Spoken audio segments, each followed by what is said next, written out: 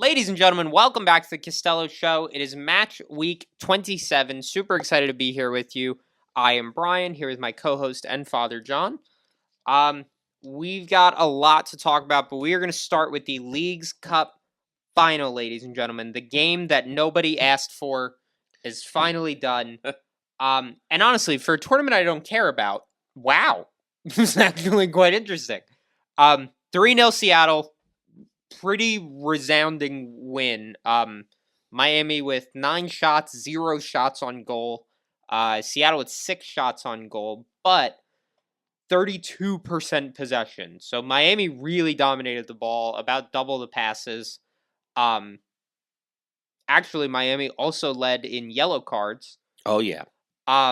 Seattle with 0 yellows, 11 fouls, Miami with 12. I mean, not a huge discrepancy. They were the disciplined team. Yeah. They also have better coaching, more disciplined players. Yes. I mean, you could have guessed that going in that they were going to be the more disciplined team in every way. Now, I did not care about this game, so I didn't really watch it. I was getting, like, score updates, but I wasn't, like, paying attention. Yeah, I didn't watch it either. I watched the highlights. And then I watched the whole fight after. Yeah, which the fight after, so, and you introduced it to me as the fight, which is how everyone else has been talking about it. Yes.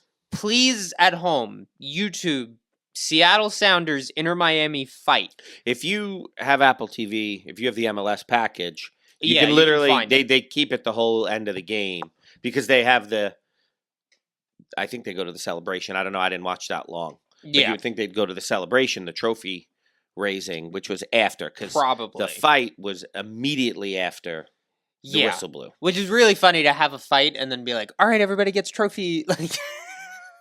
But the fight.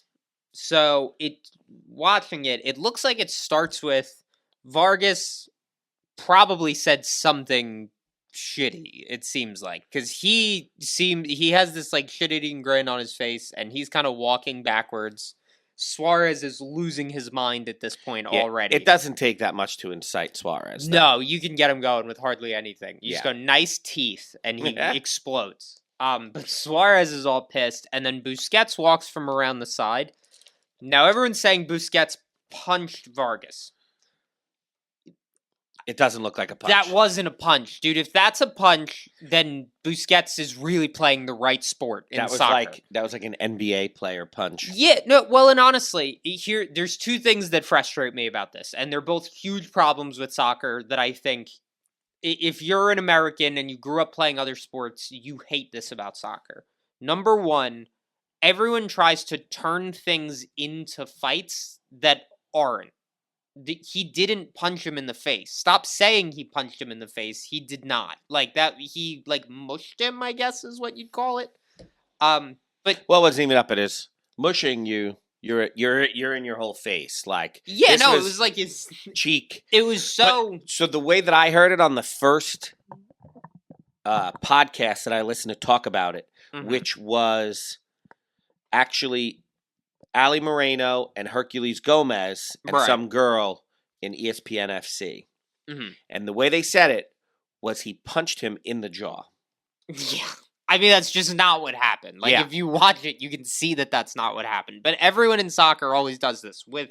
If you remember Toklamati, his res card, also in Leagues Cup, actually, everyone said Toklamati headbutted that guy. He didn't. They were like head to head like this. Right, and then the guy jumped back. And Toklamati leaned forward. But that's not a headbutt is... I mean, you wind back and you throw your head forward. Do you remember a few years ago, it was, all right, now there's simulation. Yeah. And it's a yellow. And it was going to be a big deal. Yeah, no, I mean if these things aren't simulation... Simulation is literally just exaggerating what happened, faking it. You're simulating something.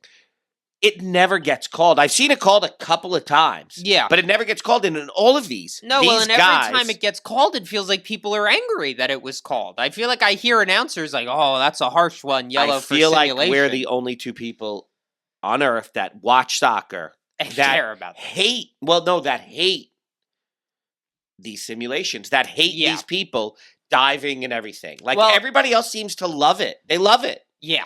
No, well, and honestly, like, I mean, he does dive. Busquets didn't punch him. Correct. But also, on Busquets, and this is the second leg of what I hate about soccer here, why are you mushing him and not punching him? If you're gonna punch him, like, truly, if you're going to attack a player from another team, actually fucking do it. What's funny Don't do this weird grab these guys all thing. get punished like they did the thing. Right. Everyone's saying you punch him. Wind up, dude. Like, throw one. Hey, when I used to pitch in baseball, I wasn't throwing a curveball in your ribs. Right. It was a fastball every time. And I watch it sometimes when, like, a guy gets hit in a curveball and you're like, oh, that was kind of a wasted, no, if I'm drilling you, I'm drilling you. Yeah. No, well, and either one of two things needs to happen. If we're going to get in fights after games, they need to either be real fights that are actually entertaining and not this weird gay bullshit that they do, or no more fight. Like, just don't do this. If you don't want to punch each other, then you don't actually want to fight. You just want to look tough. So stop doing this. Just yell at each other and don't ever touch each other. Like, or fight. I'm really okay with either. But the bad thing in this was Suarez spitting in that coach's face, which is insane. That's crazy. And Suarez, I mean, he's bitten 3 people over the course of his career, which is he's an animal. Truly, I hope he's an that's animal. A record that he's bitten 3 people. I hope there's no one that's come close to that. At this high of a level, yes. Well, I could see finding out about some, like, Englishman from the 20s that's, like, just gets wine drunk all the time and bites people. Yeah. But he does shit like this pretty repetitively throughout his career. I'm pretty sure this is not his first spitting on someone incident. I'm sure it's not. And it's so... I don't know what you're trying to get. I guess you want to be as disrespectful as possible. That's exactly what it is. It is disrespectful. And it is the most... But you didn't hurt him. You didn't... No, that's worse. All you did was get yourself a suspension. I would rather get punched in the face than spit in my face. I agree. But if Luis Suarez spit in my face, I think I would just be like, enjoy your fucking suspension, idiot. The camera's on you. What'd you do that for? My hand goes right to his throat. Immediately. Boom. Yeah. Well, and it's just that doesn't happen in soccer. No one does that, which is why Suarez can go around biting and spitting on people. And this was an old guy. Yeah, no, he wasn't a player. And I feel bad calling him an old guy, but I'm pretty sure his hair was white. Yes. No, he was older. And they're not calling him a coach, they're calling him a staffer in the articles I'm reading. So I think he's like head of security or something. I don't even know what and has been for like 25 years, by the way. That's crazy. I think it was Herculez Gomez that said he used to play in the Sounders, and this guy was there then. And he's like the nicest guy you've ever met in your life, which makes it even worse. What I don't like is that nobody on Seattle did anything after that. Yeah, well, no one in Seattle does really anything the whole time.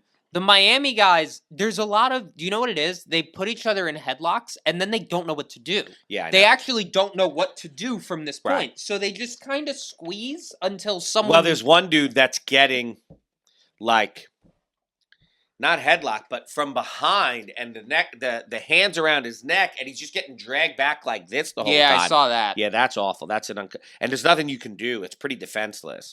Dude, throw a punch. You could throw a punch when your upper body is throw back your elbow back. Use your weapons. Yeah, you're an adult. Yes, that's what I used to tell you when you're a kid. Use your weapons. No, but honest, like if another guy grabs me on a soccer field. From just about any position, I truly believe I could think of a way to hurt them from that position. Yeah. He's not a professional fighter. This is not a tight rear naked choke that you actually can't do anything. Right. He had him with one arm. He didn't even lock. Like, turn around. Just turn. So I would like to say that I insulted NBA players in their punching. Yeah. Are you familiar with the Malice in the Palace in 2004? I am familiar. So that breaks all the rules of NBA guys not knowing how to punch. That was fantastic. That was Ron Artest when I think his name was still Ron Artest. Yes, that's true.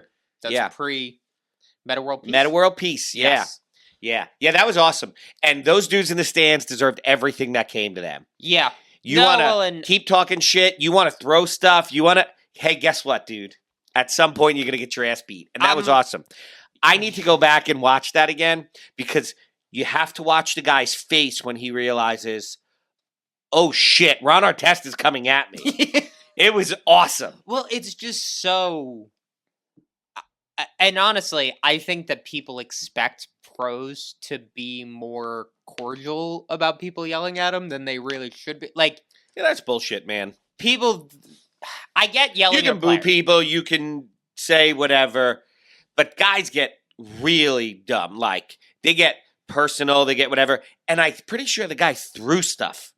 Yeah, no. You want to throw something. Well, and honestly, soccer fans would usually disagree. I mean, there's no sport where more people throw things stuff on the field. Yeah. It's crazy. Yeah. But yeah, if you actually physically interact with a player, you throw something, you touch them, you do whatever, they have every right to beat your ass, and I don't feel bad anymore. 100%. Also, if you spit on a coach, the other team has every right to beat your ass.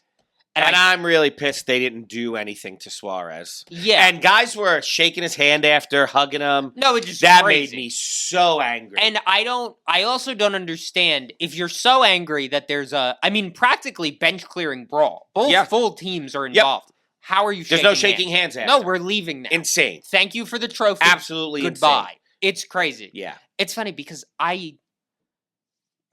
modern sports, and this started at the youth level, and then I guess pro leagues kind of tried to also do it because kids watch pro sports and whatever. But we've gone too far on the sportsmanship pendulum, and I think it's time to come back to being more competitive and fuck you again. It depends on the sport. Yeah, that's true. And it depends on the guys too. I mean, you look at like the NBA, they're all best friends. It's really annoying. Yeah. It's not like it used to be. The NBA, they all hated each other. You look at the 80s and 90s, the Pistons, the Knicks, the Bulls, like they all hated each other. And that's how pro sports should be.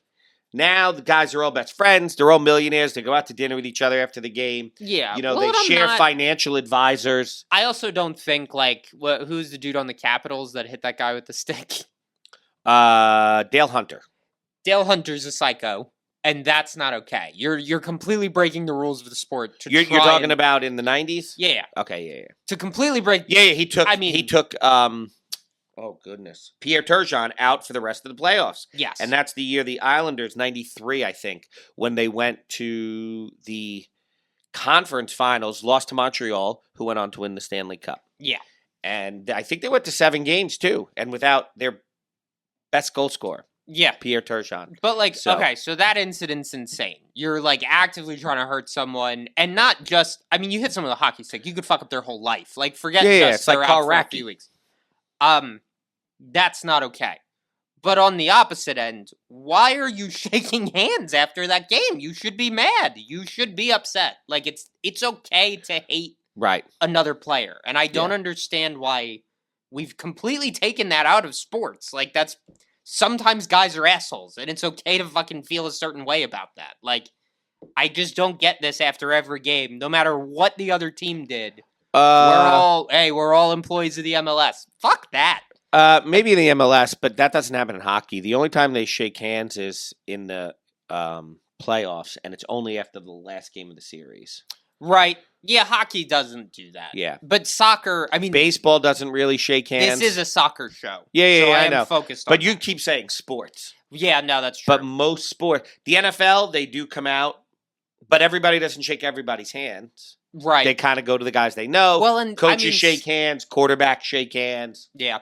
But you'll see coaches sometimes not shake hands. Yeah, true. They'll start yelling at the other one and stuff. Yeah. And then someone will pull them away. So honestly, they have their moments. No, it's the MLS. It's soccer. I think I have more on this, but we probably spent too much time on this already. Yeah, that's totally fine. I'm ready for wherever you want to go. Let's go through last week's games. I'm gonna run down the scores, starting with the home team, like we always do. Then we'll hit our highlights. I want to start with New England Revolution losing 2-1 to Charlotte. Then we've got NYCFC losing 2-1 to DC United. New York Red Bulls with a 0-0 draw with Columbus. Then we had Toronto with a 1-1 draw playing Montreal. We had Cincinnati taking a loss at home to Philadelphia 1-0. Austin 3-1 over San Jose. St. Louis 2-3. They lost to Houston. Sporting Kansas City 4-2 rout of Colorado. Then we had Minnesota 1-1 with Portland. Nashville losing 1-0 to Atlanta. And then we had LAFC losing 2-1 to San Diego. Some shocking scorelines. Yeah. Specifically, the both legs of my 2-leg parlay is what makes me so angry. DC, well, yeah, and the whole world had NYC and Nashville. Yeah, no, well, and honestly, I will say this.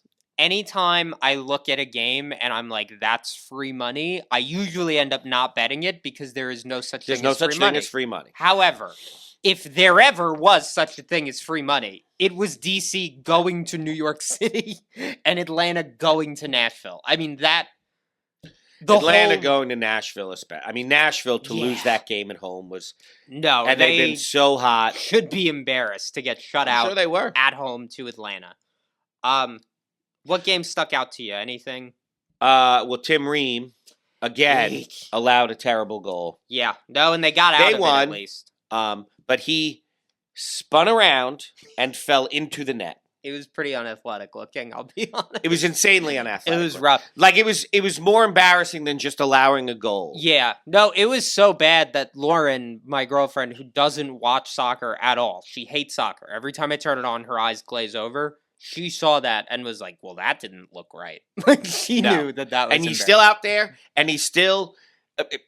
people, take him in fantasy, and I guess numbers-wise, he's fine if they're winning. Yeah, well, if they get the clean sheet. But he's still making U.S. national teams. He was a player of the week a few weeks ago. Yeah, I don't know. And that, by the way, was the week I said, do not take Charlotte this week. They will not get a shutout. Yep. They did.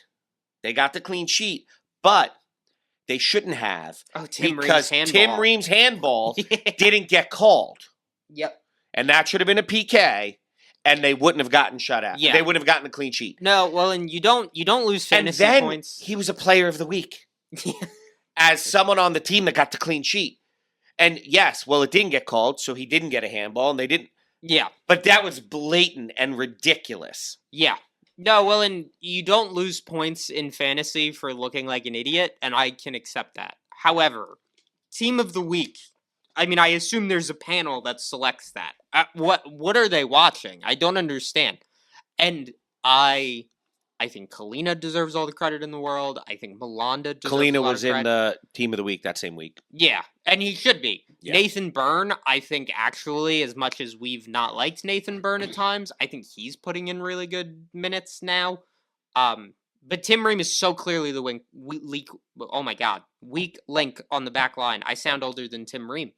And I get that he's, what's he now, 38?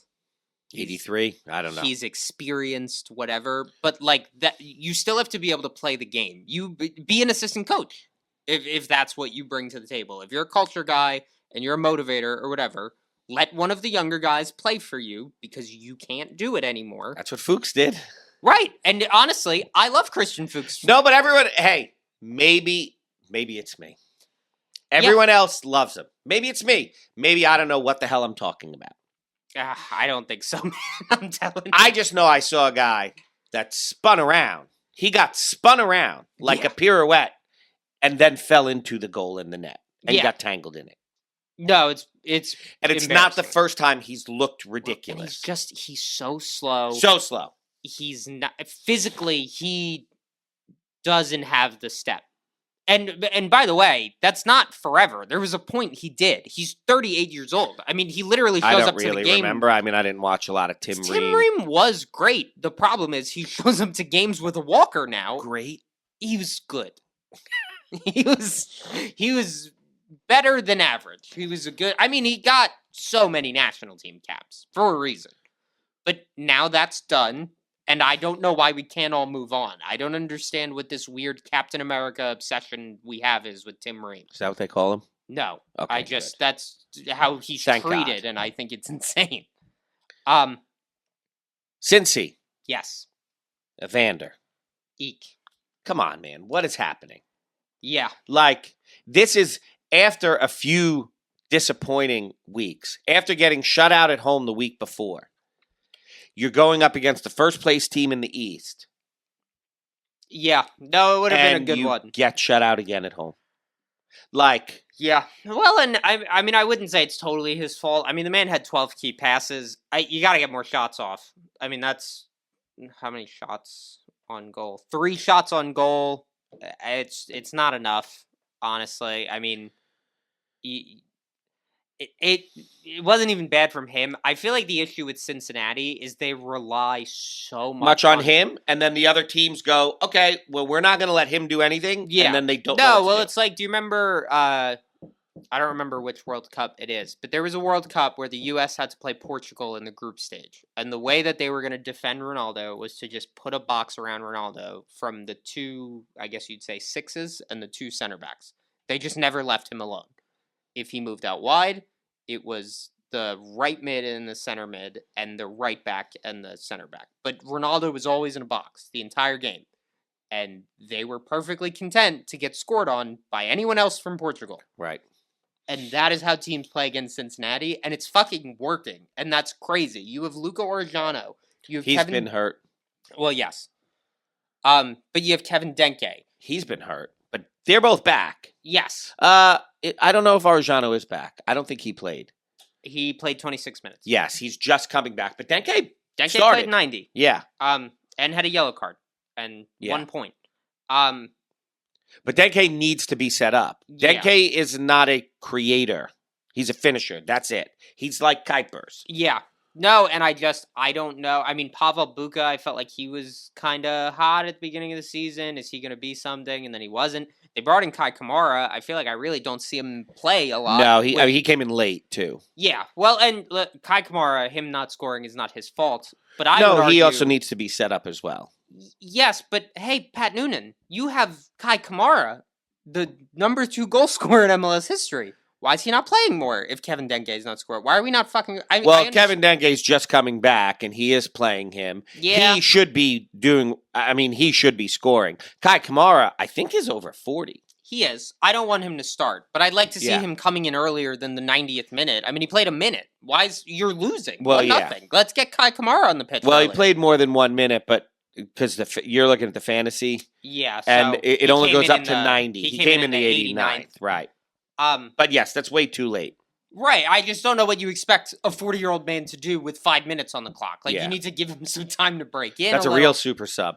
Yeah. No, and I don't think Cincinnati uses their subs well. I think when Evander gets stopped, Cincinnati's done. They're out of the game.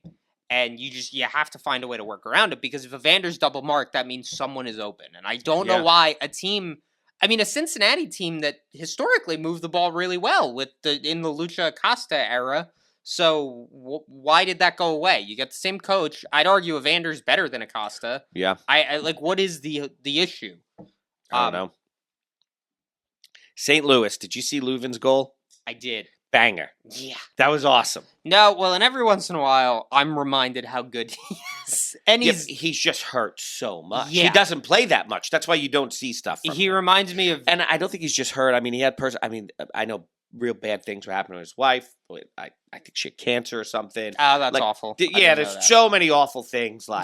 And then injuries to boot. So he just doesn't play that much. But when he does, he can light it up, man. Yeah. The one goal, and this I just thought was funny, the one goal in Nashville, Atlanta, was scored by Ronald Hernandez, a $4 million fantasy defender who, let's see, I don't know why he's only $4 million. I think he hasn't been playing all season, because I think he's been pretty good of late. So I'm gonna run through, and his last 3 games, 6, 7, 12. Before that, 2, 3, 0. 3 times he didn't play. 0, 0. Oh, it looks like he was 1, a sub 0. He's not a consistent starter, but now he is. I mean, I wonder if he's a real young guy. Yeah. Well, and I'm maybe he should be playing more. Apparently. What I am upset about with this is you can't let guys score their first goal ever against you at home, Nashville, especially from Atlanta. This is not a team that you should be losing to. Hani Mukhtar, 9 points somehow. With no goal contributions. Yeah. I mean, he's awesome. Think of what they could have been, whichever one captained him, fantasy-wise. Yeah. No, and I still got 18 points out of it. But just a bad showing overall. And I was shocked that Surge was so quiet, too, in that game. Yeah. That one was... San Diego, LA. I mean, I didn't really have a ton to talk about. It was the Bouanga Dryer show. Sunny, pretty quiet. He had opportunities. He played really well. I mean, like you'll look at the stat line and go, "Oh, Sonny isn't great every game." He was still Sonny. He just didn't put it in the back of the net. 8 key passes, 4 shots on goal. They don't all go in. No, he was very good. You can't just look at the stat line. Yeah. But a pretty, commanding game for San Diego. I mean, just the pass numbers are crazy. You've got Zverkov with 90 passes. You've got Godoy with 84. Dryer with 49. They're way ahead. Patty McNair with 73 passes. Dua with 87 passes. I mean, no one on LA is really getting the ball that much. I mean, most of them are around the 60s, and some of them even lower. I mean, Nathan Ordaz, he only played 32 minutes, but 7 passes. Eddie Segura played 79 minutes, 33 passes, so just a lot less ball time from them. And it's a big win for San Diego to go to LA and get that. I think they needed that, too, because San Diego's been kind of shaky as of late. So this will be a big confidence win, for sure. Yep. Joveljic. Yes. How many goals again? Well, 2 this week. I think he's got 15 or 16. Like, he's getting up there in the Golden Boot. Yeah. No, well, and it's funny because no one talks about him. Yeah, well, and we were at the beginning of the season, and we were like, where is he? I mean, the man has 16 goals this season. It is 16. 16 in 26 matches. And what Surge have, 20? I believe so. Let's double check. 20, yes. Yeah. And honestly, Kansas City as a whole, they're starting to look more dangerous. They're starting to put it together. I mean, still in no way a defensive team. Right. It's all attacking. Yeah. They're defensively, they're a nightmare. Was there any other games that you wanted to talk about? I don't believe so. Nope. Cool. So let's get into last week's players. So I had 65 points. It was a rough week. And I mean, a lot of it hinged on how NYC centered and how Nashville centered I was. None of my other picks really did most people either. were. I mean, the highest score this week was 95. Yeah. No, it honestly... And the average was not the real... Like, the average you see is really low because there's tons of people that have zeros that don't put in a thing, people that don't check their lineups, whatever.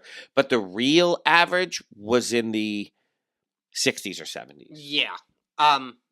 And honestly, if you were going to shit the bed on a week, this was the week to do it. I moved up overall somehow, actually. I still moved back like 2 spots in Charlotte, but really didn't give up a lot of ground.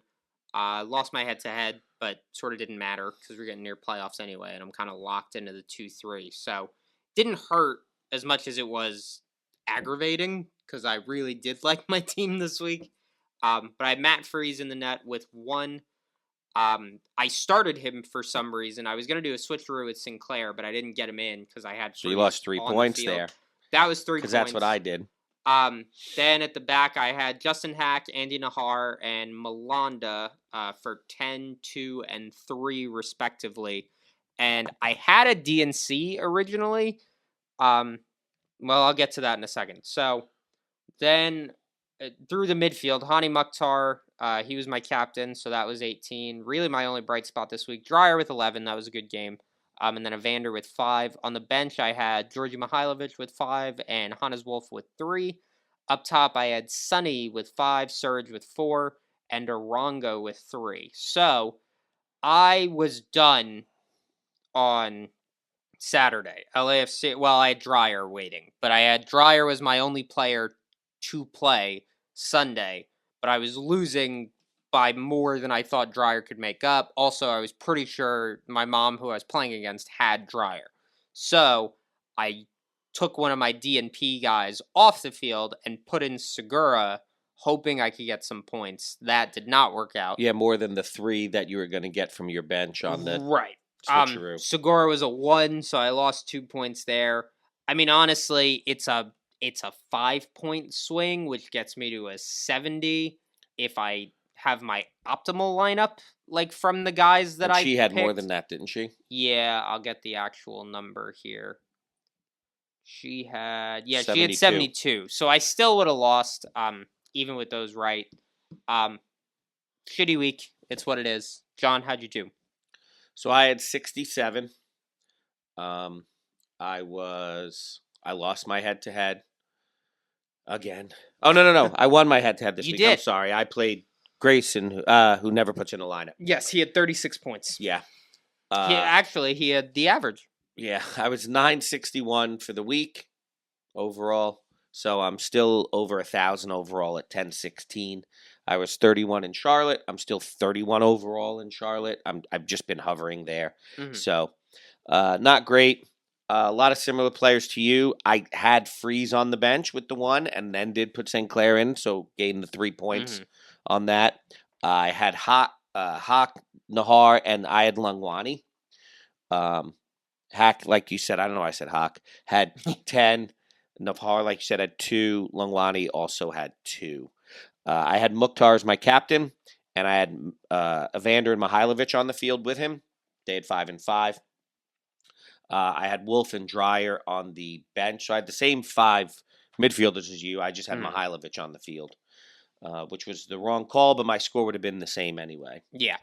I had Sonny and Serge up top, and I had Choupo-Moting on the bench. Mm-hmm.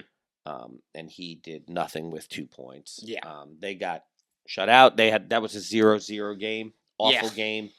And not what you'd expect from Red Bulls Columbus. Yeah. I had the same thing. I put in Segura because I was going to get 3 from Wolf. Mm-hmm. So I was like, it was worth a shot. Even if he got the 1 that he did, which I expected at least 2, but even if he got the 1 that he did, I lost 2 points. Yeah. So I'd rather take a chance and get more points. So 67 overall, not great, like always. Yeah. Moving on. Let's get to next week's games. We've got international call-ups and we've got double game teams. So I'm going to run through all the games first. Then we'll talk about call-ups. Then we'll get into players. So this Saturday, the 6th, we have Houston Dynamo playing the LA Galaxy. These are all 8:30 games for the Saturday. Houston Dynamo, LA Galaxy, St. Louis, Dallas, Chicago Fire, New England Revolution. Then Sunday, the 7th, at 7 o'clock, we've got Kansas City going to Austin. Kansas City at home playing Austin. Those 8 teams all play the following week. Yes. So there's your semi-double game week as those teams. But it's odd because it's a double game week, in quotes.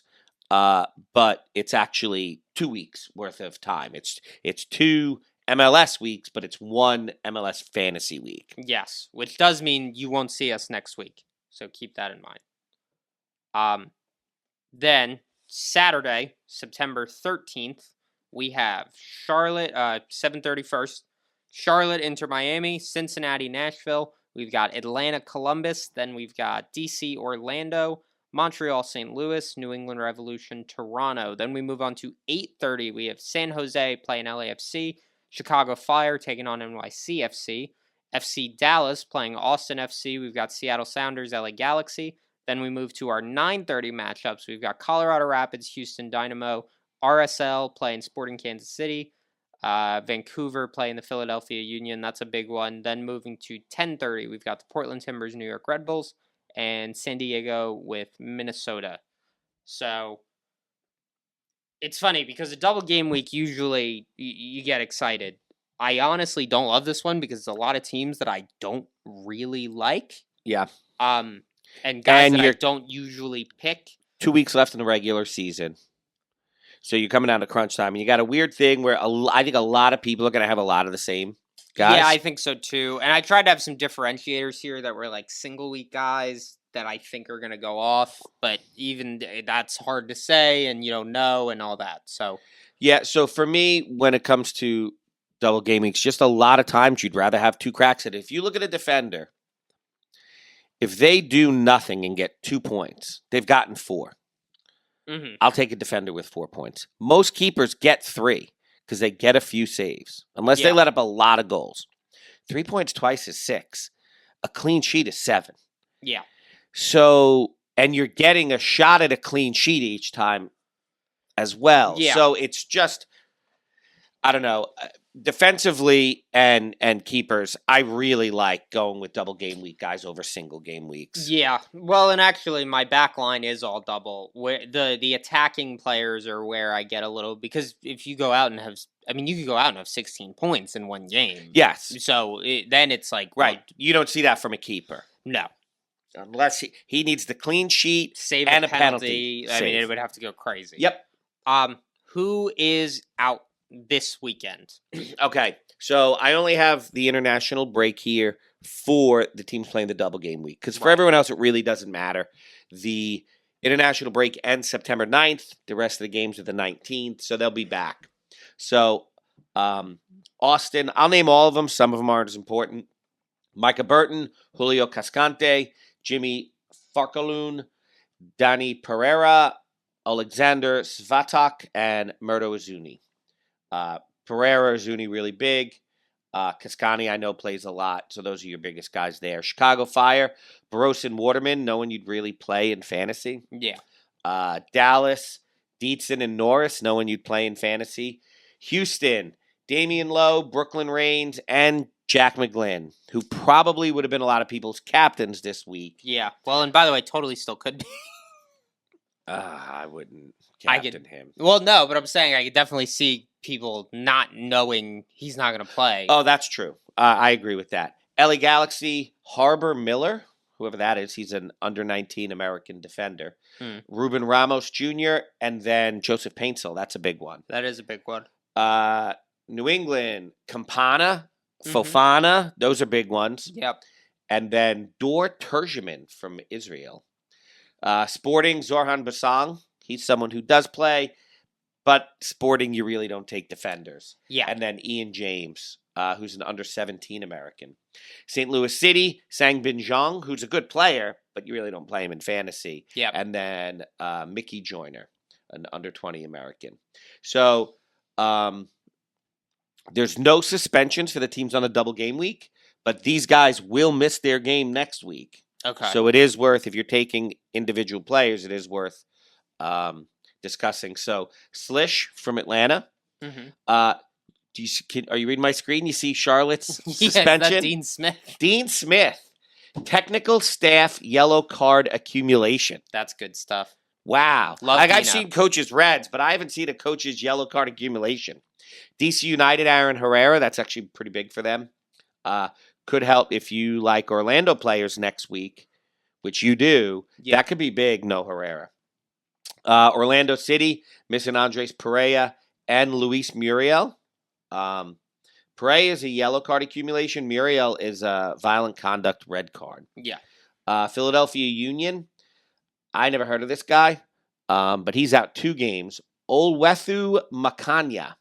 He is suspended for a red card, second caution, and then he also has a yellow card accumulation.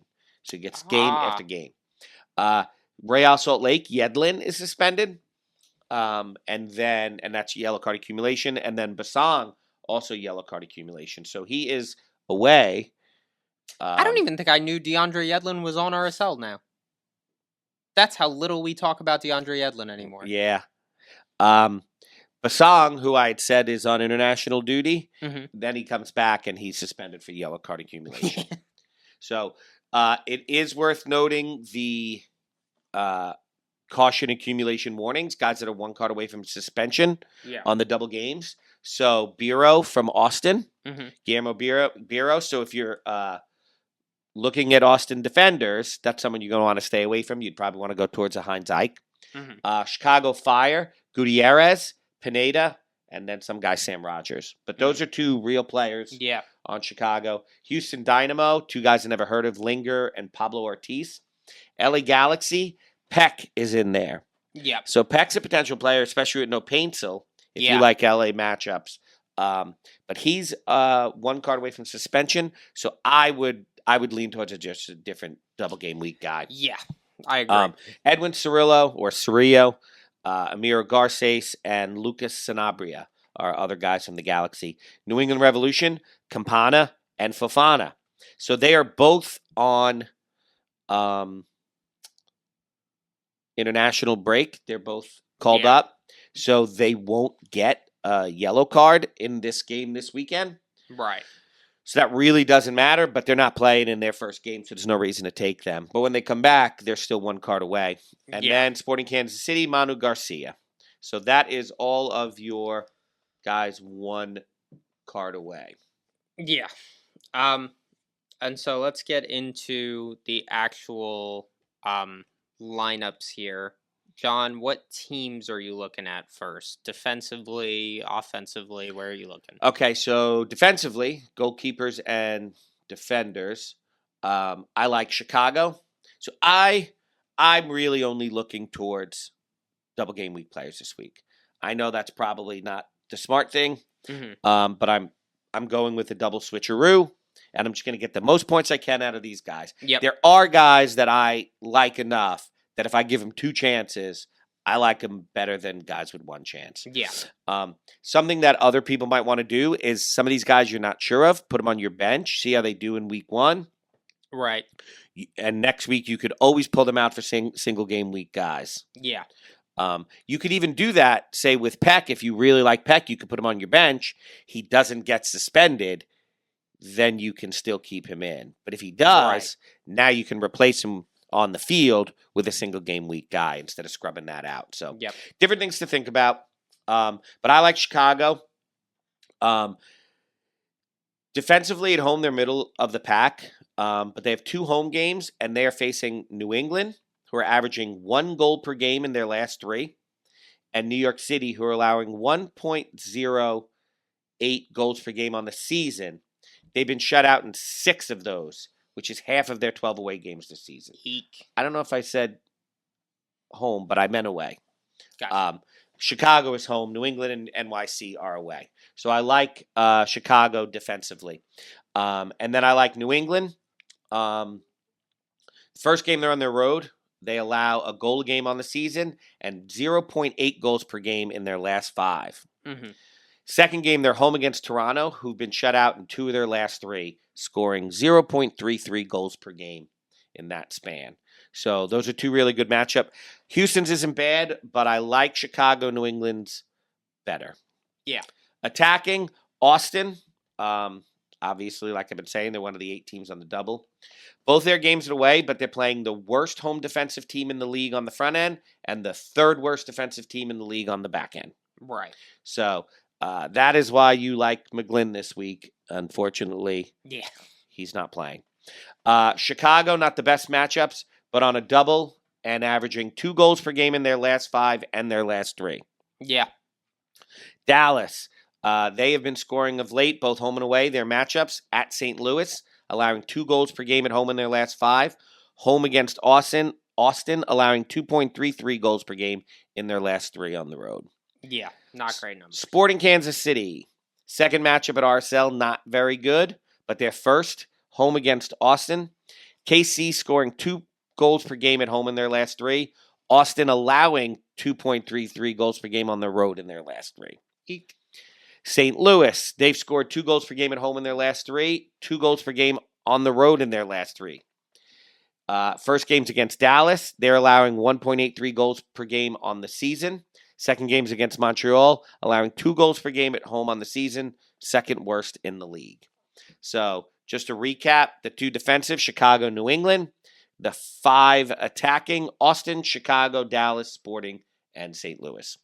Gotcha. So we'll go through my team. So I have Matt Turner right now as my keeper, and then I've got Stephen Fry on the field. Matt Turner's on the bench. To be honest with you, it's probably Matt Turner Steph Fry hasn't played in like a month or two. Yeah, I know. It wouldn't be Steph Fry. You're just holding that spot. Yeah, it would be whoever. I put him there because Thomas? Seattle. I think his name's Thomas. Oh, actually, I thought Seattle was later than they were. In my head, I thought I put a 10:30 keeper there. That was Andrew Thomas. Yes.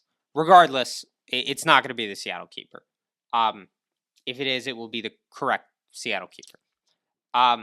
Back line, I've got Feingold, Gutman, and Giannis Horn right now. And then I've got 2 DNPs. Then through the midfield, on the field is Carlos Heel, Zinkernagel, and Martin Ojeda. I love Orlando and no Muriel in that game. I think everything's on Ojeda, and Ojeda's absolutely good enough to have a hat trick in DC. Yeah. He's my captain right now, and I think he's probably going to stay that way. Even if Zinkernagel has 2 good games, I think Ojeda can put up 20 points, like genuinely. If Zinkernagel and Heel can have double digits in 2 games in a row. Yeah, no, and I have thought about that. I just am so much more confident in Ojeda. I feel like Ojeda's also due. I don't really feel the same way about Zinkernagel and Heel. I feel less... Not that they're not due. I feel that they're less predictable. Ojeda, I feel like I am 90% sure this match is going to be a good one for him. I don't feel the same way about the other 2. And I'm very safe with my captain picks lately. I would rather have my captain do good and another guy do great. I feel like Heel and Zinkernagel are safer because they're getting 2 shots at it. And at least one of those games are going to get decent points. Yeah. It would be really unlikely for both of them, or for either of them, to have less than 10 total points. You'd think. Up top, I had Joveljic and Sonny on the field, and then João Klaus on my bench. I actually missed my 2 bench midfielders, Marcel Hartel, and then I have Rusnak there right now. I don't know if he's going to play. You like Hartel better than Leuven? I think I do, just because Leuven just scored. Yep. And that was really what I was thinking. Hartel has a higher average, too. I just think he's a little safer. But yeah, that's where I'm at right now. John, who do you have this week? So I actually said... And Lena, you're right, because we lost a light. I actually had Chicago, New England as my best defensive teams. But I'm thinking about Bond as my bench keeper. James Bond? James Bond. I think it's John Bond. That's funny. John Bon Jovi. I think that Chicago has 2...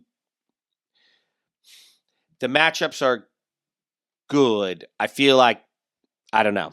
I don't know how to explain it. There's something about Bond. Yeah. Home against the Galaxy with no Paintsel. Who knows about Royce? He sometimes plays. Yeah. And then at Colorado, I don't have a lot of faith in Colorado. They're hot, they're cold. And especially lately.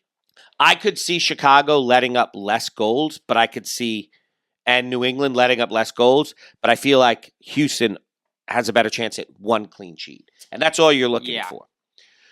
So it's Bond. I might change that to Brady or Turner. Defensively, I have 3 defenders and 2 scrubs. I have Ceballos instead of Feingold. Feingold had those 2 games where he blew up. He scored 3 goals in 2 games in a row in a double game week. And he doesn't have an assist or a goal the entire rest of the season. Right. Before that or since then. So I don't know what Wheaties he ate that morning or what happened. But he hasn't anything since. Ceballos gets more points in general. Outside of that 1 double game week. Right. I have Griffin Dorsey currently for Houston. I really might change that. Gutman's my other defender. Yeah. I might double up Jack Elliott and Gutman. Yeah. I just feel like they could get more points than Dorsey. I do like the fact that Dorsey does get attacking points, though. Elliott and Gutman both do as well. Yeah. So I'm not really sure on that yet. I might make changes, but that's where I'm at now. My midfield. On the field, I've got Owen Wolf. I think missing Azuni. They're missing another attacking player. Pereira. that's going to give Wolf even more opportunities. He's been scoring and having assists and having key passes and having passes, I think. And he's got 2 games with good matchups. I like Owen Wolf. Austin, I like them attacking-wise more than any other team this week. And he's really got to be the guy. It's him and Bukhari, and he does more. And he definitely does more in passing than Bukhari. I have Heel. He's my captain for what I'd said before. And I have Zinkernagel. I think those are my 3 guys on the field that I really expect big things out of. On the bench, I have Leuven right now and Shalhoub. I thought about Shalhoub, actually. Yeah. So I am, like I said, staying with the double game week guys and just rolling the dice. Up top, I have Joveljic and Musa on the field. I'm going to be watching to see if Musa's in the lineup. I'm a little worried about him. I might put him on the bench because you never know if he's going to play. Yeah. So the first game, even if he plays, he might not in the second. Right. So I'm not really sure. I don't know why he doesn't play still. Yeah, he's so by far their best attacking player. It's not funny. And then I currently have João Klaus on the bench, just like you do. So that is my current team. Like every other week, I like it. Who the hell knows? It never works out anyway, but that's my team. Well, guys, that's all we got for you. John, is there anything you want to say to the people? Good luck. Always check your lineups. Check your lineups, guys. We'll see you next week.